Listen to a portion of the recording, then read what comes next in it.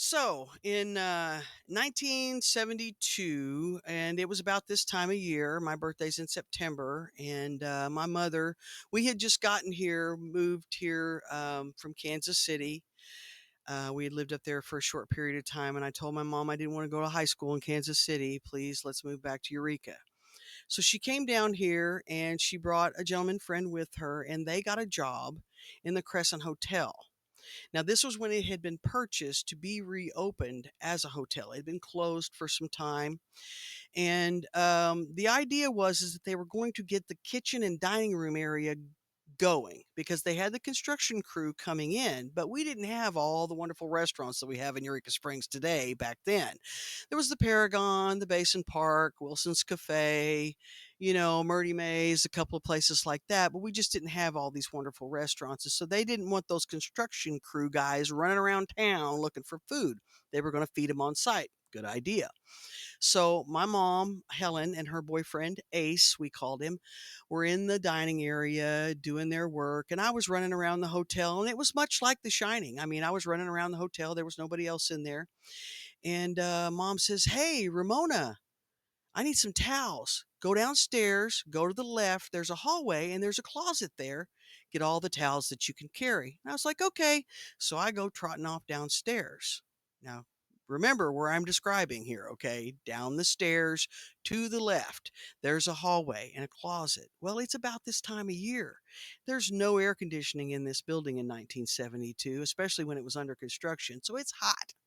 All of a sudden, it got cool, but cool enough that I could literally see my breath. And I thought, wow, that's weird. It's really cold down here, And I was loading up my arms with the towels. Okay.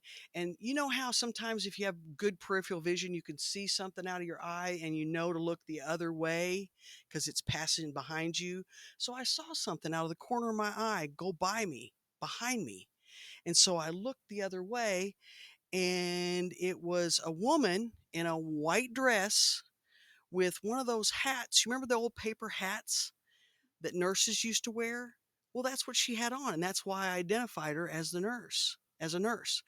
And I thought, oh my goodness, there's somebody else down here, and it freaked me out. And I don't remember if I held onto the towels or if I dropped them, but I went running up the stairs, and of course, running to my mom, "There's somebody down there. There's somebody down there. And I'm 11 years old, okay? 1972. Again, let me reiterate this. It was before History Channel, before Ghost Adventures, before any paranormal studies, before Zach or any of those guys were around.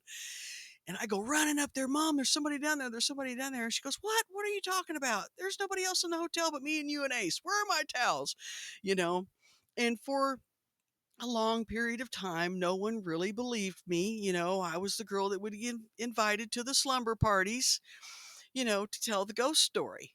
Because, yeah, but it was actually true years later. And I've made no money on this story all these years at the Crescent Hotel.